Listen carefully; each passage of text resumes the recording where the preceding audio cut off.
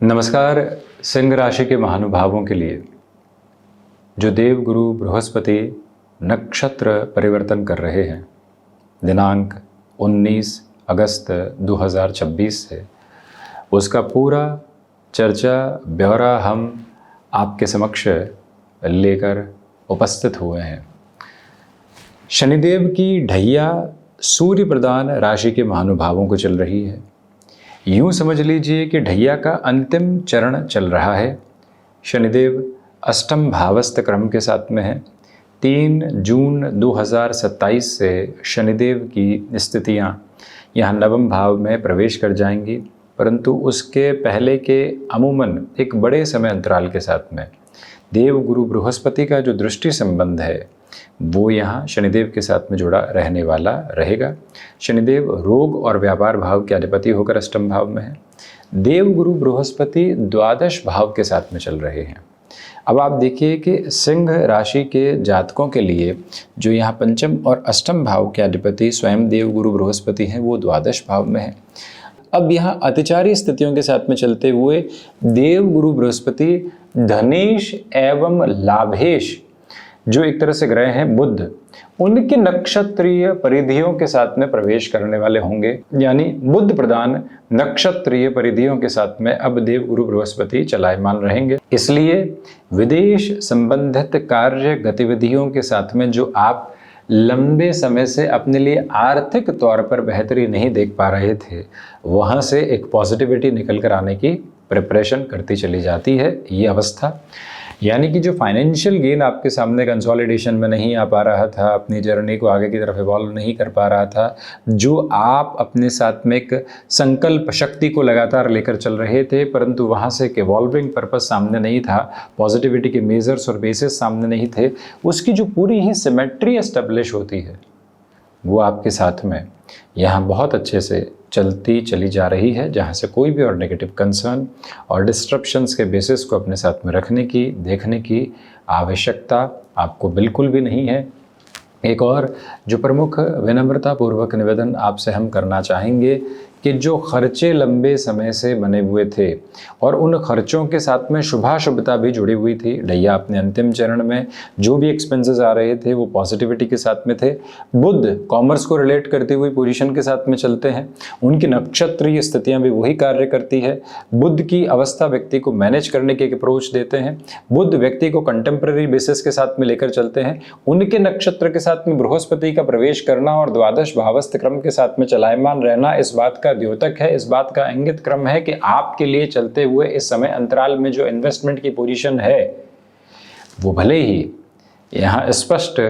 रूपेण पांचवी दृष्टि से चतुर्थ भाव को देखते हुए इमूवेबल एसेट की तरफ लेकर जाए,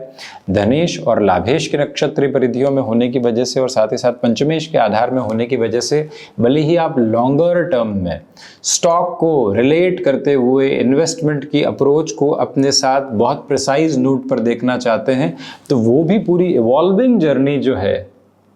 वो आपके साथ साथ में बनी हुई है। अधिक चिंताओं के साथ में आने की, दुविधाओं को सम्मिलित करने की दूर दूर तक भी आपको आवश्यकता नहीं है। पुरजोर ऊर्जावान क्रम के साथ में जीवन यात्रा को आगे की ओर देखने का आप यत्न और प्रयत्न करते चले जाइएगा। बेहद शानदार परिणामों की प्रतिध्वनि के साथ में जीवन चलता हुआ प्रतिध्वनित और प्रतिबिंबित होता चला जाता है।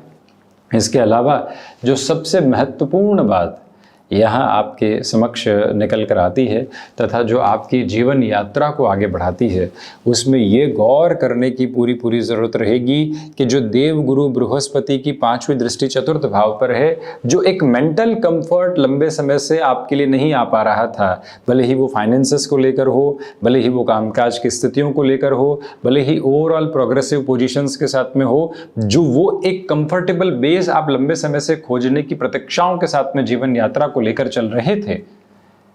अब वहां से और अधिक बेहतरी और अधिक तीव्रता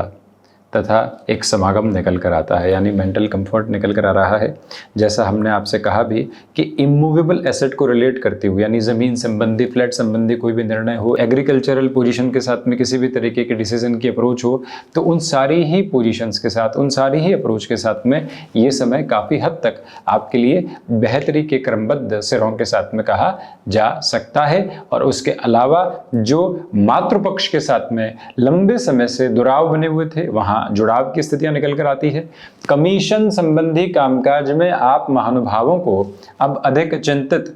एवं विचलित होने की आवश्यकता बिल्कुल भी नहीं है। आप अपने पूरे ऊर्जावान क्रमबद्ध सिरों को अपने साथ में लेकर स्थापित करते हुए जीवन यात्रा को आगे की ओर बढ़ाने का एक अलग कार्य कर सकते हैं। उस अवस्था के साथ में आप गतिमान होते चले जाइएगा, कोई भी दिक्कत एवं दुविधा नहीं। वहीं देवगुरु बृहस्पति 7वीं अमृतमयी दृष्टि से 6th हाउस को, प्रथम त्रिक को देखने वाले होंगे और अंतिम त्रिक के साथ में स्वयं रहेंगे। हालांकि द्वितीय त्रिक भाव के साथ में भी इनकी स्थितियां हैं, इसलिए जो लंबे समय से आपके लिए फाइनेंशियल बर्डन्स चल रहे थे और वो फाइनेंशियल बर्डन आपको कहीं ना कहीं मानसिक तौर पर उद्वेलित कर रहे थे, परेशान कर रहे थे, आप निराशाओं के भाव के साथ में घिरकर जीवन यात्रा को बारंबार देख रहे थे और किसी भी तरीके की संचालित व्यवस्था के साथ में आपके लिए सारगर्भित क्रम निकल कर नहीं आ पा रहे थे, तो वहां से भी अब अत्यधिक बेहतरी के सिरे स्वरूप समक्ष निकल कर आने की तैयारी करते हैं, जहां से जीवन यात्रा और अधिक बेहतरी को आपके समक्ष रखती चली जाती है। ये याद रखने की आवश्यकता आपके लिए रहेगी कि जो देवगुरु बृहस्पति की स्थितियां यहाँ षष्ठ भावस्थ क्रम को देख रही है, वो ये भी बताने का कार्य करती है कि आपके लिए जो स्टमक को रिलेट करते हुए प्रॉब्लम है थोड़ी सी और बढ़ सकती है, थायराइड को रिलेट करते हुए इशूज हैं, वहाँ से काफ़ी हद तक संभलने की आवश्यकता आपके लिए रहेगी। वहीं वजन वृद्धि की संभावनाओं से हम इनकार नहीं करते, इस बात का विशेष स्तर पर आप ख्याल रखते हुए आगे की यात्रा को अपने लिए तय करने का एक प्रयोजन और निमित्त मात्र बनाते चले जाइएगा। यह एक विनम्रतापूर्वक आपसे निवेदन है। और इसके अलावा जो सबसे महत्वपूर्ण बात यहाँ निकल कर आती है वो ये कि आपके बैंकिंग संबंधी कामकाज जो लंबे समय से अटकाव एवं भटकाव की तरफ चल रहे थे, अब वो धीरे धीरे सॉल्यूशन ओरिएंटेड मेजर्स और बेसिस को ही लेकर आते हैं, जहां से कोई भी और नेगेटिव कंसर्न आपके साथ में निकल कर आने वाले नहीं होते। ये जर्नी और ज़्यादा इवॉल्विंग पर्पस के साथ में चलती है, वहां से कोई और दिक्कत एवं दुविधा दूर दूर तक भी आपके समक्ष निकल कर आने वाली नहीं हुआ करती है। इस बात को आप विशेष स्तर पर अपने भीतर तक समाहित करते हुए जीवन यात्रा को आगे की ओर देखने का यत्न एवं पुनश्च पूरा प्रयत्न करते चले जाइएगा। देवगुरु बृहस्पति की दृष्टि शनिदेव पर और साथ ही साथ में अपने राशि भाव पर रहने वाली होगी। इसी वजह से आपके लिए रिसर्च एनालिटिक्स संबंधी कामकाज के साथ में और अधिक बेहतरी निकल कर आती है। तो वहीं ढैया के संघर्षों के साथ में प्रतीकात्मक तौर पर सकारात्मकता